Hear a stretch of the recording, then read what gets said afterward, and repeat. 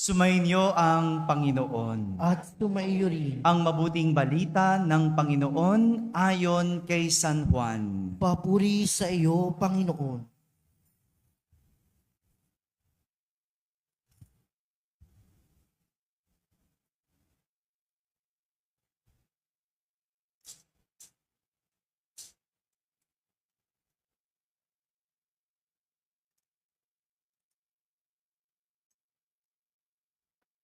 Noong panahong iyon, si Jesus ay pumunta sa bundok ng mga Olibo. Kinaumagahay, nagbalik siya sa templo. Lumapit sa kanya ang lahat, kaya't umupo siya at sila'y tinuruan. Nooy dinala sa kanya ng mga eskriba at ng mga pariseyo ang isang babaeng nahuli sa pakikiapid. Pinatayo ito sa harapan nila at sinabi kay Jesus, "Guro, ang babaeng ito ay nahuli sa pakikiapid. Ayon sa kautusan ni Moises, dapat batuhin hanggang sa mamatay ang mga gaya niya. Ano ang masasabi mo?" Itinanong nila ito upang subukin siya nang may maisumbong sila laban sa kanya. Ngunit yumuko si Jesus at sumulat sa lupa sa pamamagitan ng daliri.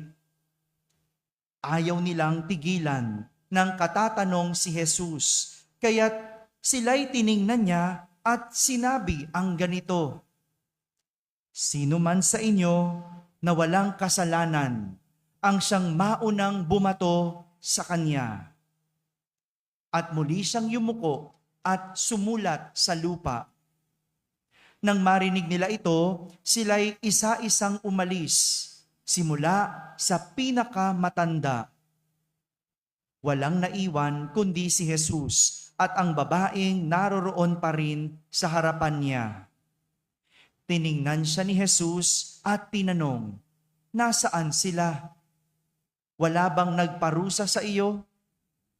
"Wala po, Ginoo," sagot ng babae.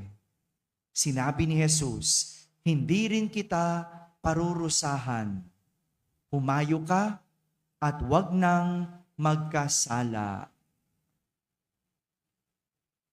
Mga kapatid, ang mabuting balita ng Panginoon. Pinupuri ka namin, Panginoong Hesukristo.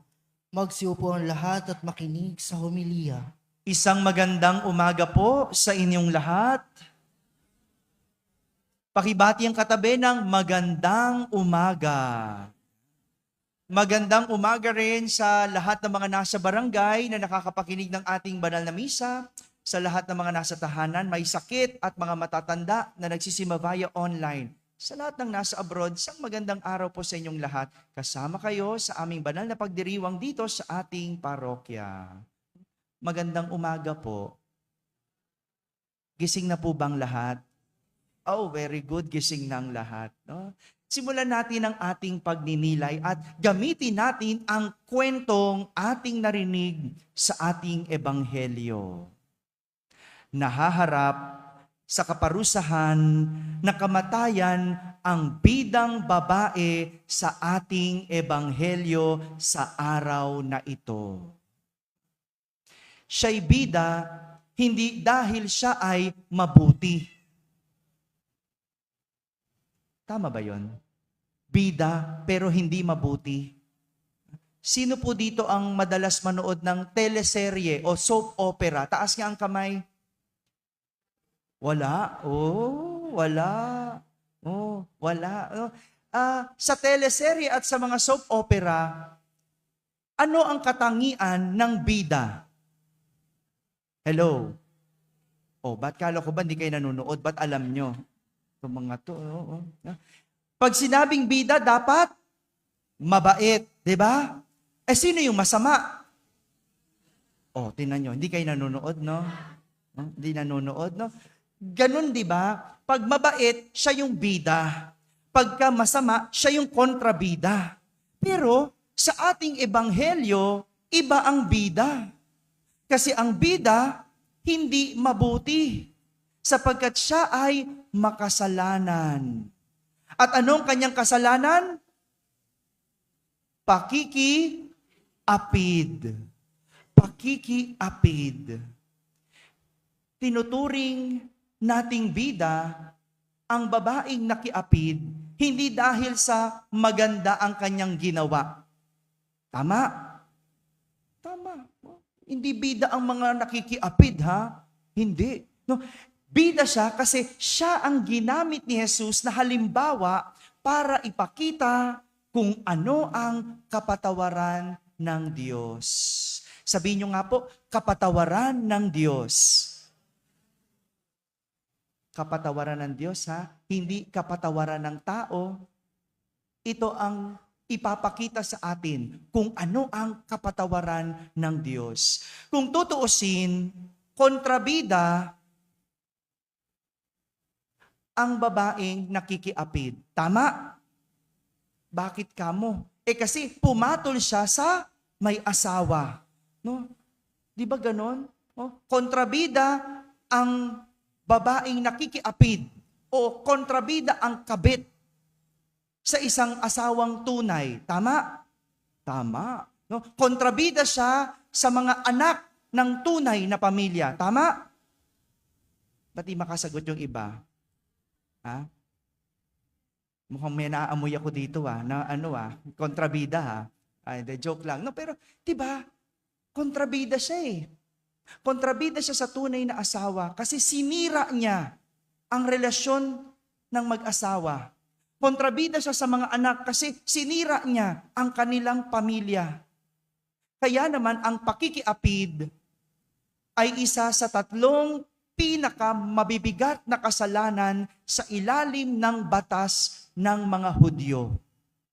At meron itong kaparusahan. Ang kaparusahan, kamatayan. Ang pagpatay, babatuhin ng mga tao. Mabigat po ito para sa mga Hudyo, isa sa 3 mabibigat na kasalanan. Ang unang mabigat na kasalanan ay ang pagpatay. Pangalawang mabigat na kasalanan ay pagsamba sa Diyos-Diyosan. No? Kaya kung sumasamba kayo, kung kani-kaninong Diyos, no? Para sa mga Hudyo, yari kayo. No? Siguro, no? Kung pinapatupad sa atin ang batas ng mga Hudyo, ilan kaya ang babatuhin? Hello? May matitira kaya sa atin? Hindi tayo makaimik, no? Nakayuko na lang tayong ganyan, no? Kasi yun eh. At pangatlo, ang pakikiapid. Mabigat na kasalanan. Ang parusa, kamatayan. Kaya nga, hindi natin masisi kung bakit gano'n na lang ang galit ng mga eskriba at pariseyo sa babaeng nakiapid. Gano'n na lang din ang tingin ng ibang tao sa babaeng nakiapid. Kasi nga, mabigat na kasalanan yon. Pero kung titingnan natin, yung mga pariseyo at eskriba, yung mga taong nakapaligid, buhay ba nila ang nasira? Hello? Buhay ba nilang nasira? Hindi. Bakit? Kapamilya ba siya nung tunay na asawa? Hindi. 'Di ba? Kung tutuusin, relasyon ba nila yung nasira? Ba't sila yung galit na galit? Asan ba yung tunay na asawa? Hello? Diba? Sino lang ang may karapatang magalit? O ba yung tunay na asawa? O kaya kung ikaw ay kapamilya? Pero tingnan mo yung mga tao noon. No? Hindi naman kapamilya, hindi naman asawa, pero apektado. May ganyan ba sa panahon ngayon? Meron, no? Ganyan, no? Bakit ka apektado? Ikaw ba yung nasaktan? Ikaw ba yung ginawa ng kasamaan? Pero ba't ikaw ang react ng react? Hello, sa mga nagre-react dyan. Diba? Kung tutuusin, hindi naman sila yung nasaktan. No? Hindi naman sila yung ginuloang buhay. Pero sila ang magpaparusa. Ganyan kasi tumingin ang mga tao noon. Hindi nila mahiwalay ang tao sa kasalanan. Hindi nila kayang ipaghiwalayin yon. Kapag ikaw ay magnanakaw, kilala ka ng bayan. Hindi ba? O, tingnan nyo. Sinong magnanakaw dito? Ay, wag niyo sabihin, wag niyo sabihin. Di ba? Meron tayong pangalan na iisip. Sinong chismosa ng barangay? Oh, wag niyo sabihin, wag niyo sabihin. Pero, di ba kilala natin? Kasi hindi natin mahiwalay yung kasalanan sa tao. Kaya nga ang kasalanan, pinangangalanan natin. Na kapag sinabing chismosa, si ganito. Kapag sinabing magnanakaw, si ganito. Pag sinabing mamamatay tao, si ganito. Di ba? Pinangalanan natin ang tao base sa kanyang kasalanan. Ganyan tayo humusga. Ganyan tayo tumingin. At ganyan umuri ang tao. Pero iba ang Diyos. Iba si Jesus. Hindi siya galit sa babae.